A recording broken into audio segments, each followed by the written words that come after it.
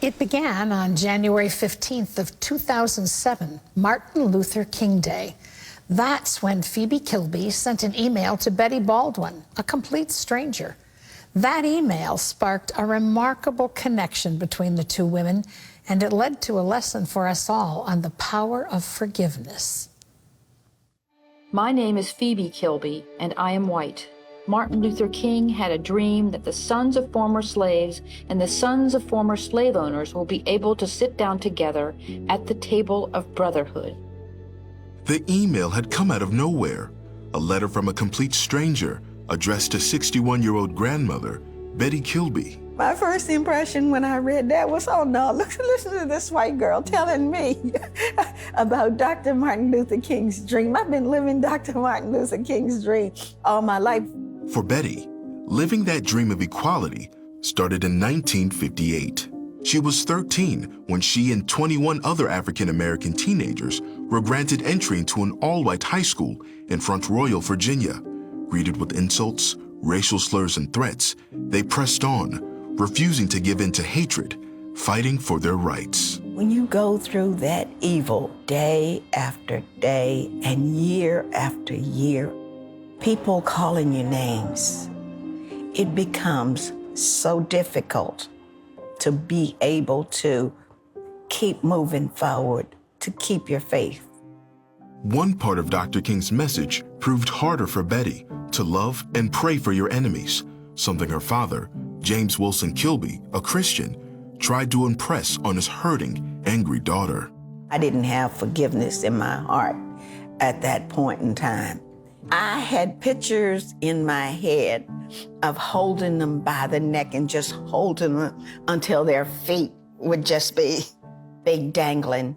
Then, in 1963, Betty's senior year, she was raped by a group of white male students.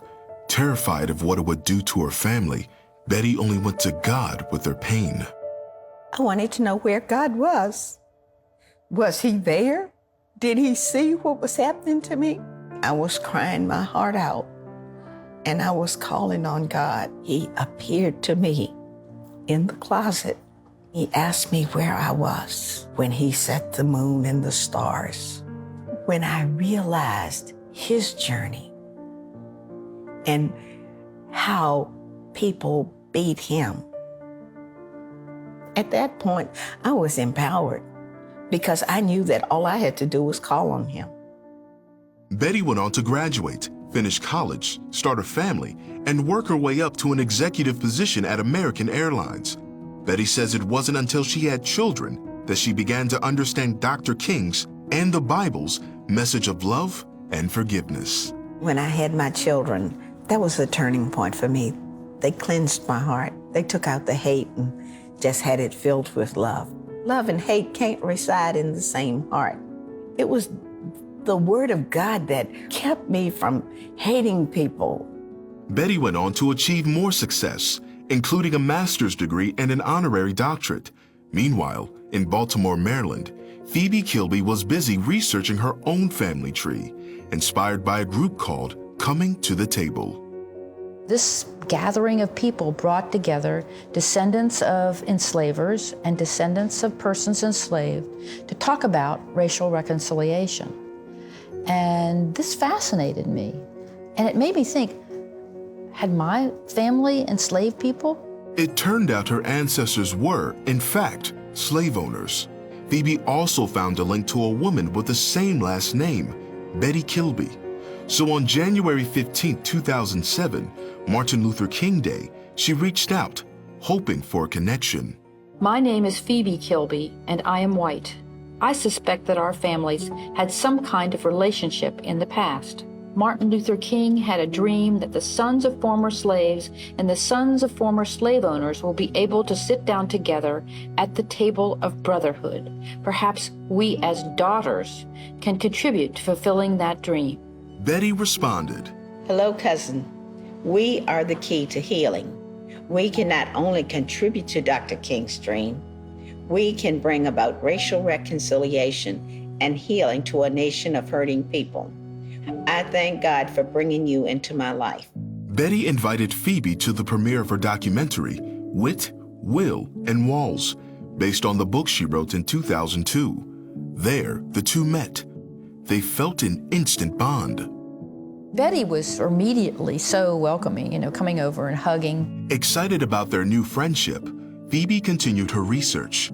She found an 1836 will that connected the two through Simon Kilby, the son of a slave owned by Phoebe's family. A sobering moment for Phoebe. You could see right there in the records that these were people who were treated like property, the same as a cow or a pig. And that is hard to read. It hurts to read that, and it hurts to know that your family did enslave people. As their friendship continued to grow, they attended coming to the table workshops and lectures, facing the harsh reality of their shared history together. Sometimes she would just break down and cry. We don't know sometimes the intense feelings of grief over seeing your family controlled.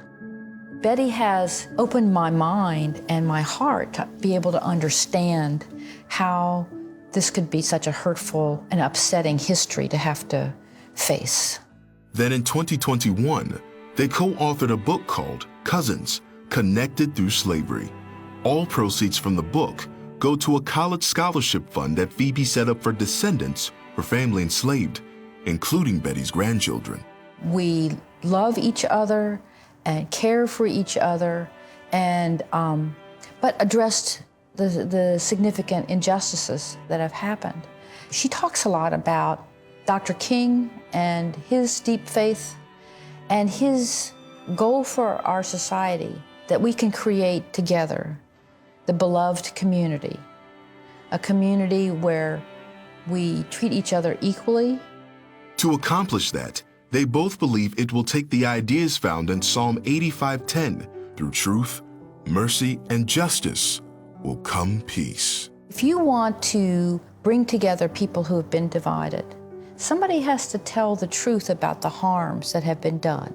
But to move forward, the person who has been harmed has to show some mercy, some level of forgiveness before you can get to that point of creating peace between divided people. But you can't have peace without addressing justice as well. We want to study our past and we want to know about our past, but don't try to judge the past. We weren't there when our ancestors were slaves. We can't judge a race of people based on that. So let's move forward. There is so much work to do in the present. We need to stop fighting one another. We're all on the same team. Boy, a lot of wisdom in those two women who have walked a journey that really we all should be embarked on in our lives, just in learning about each other. Forgiveness doesn't mean forgetting.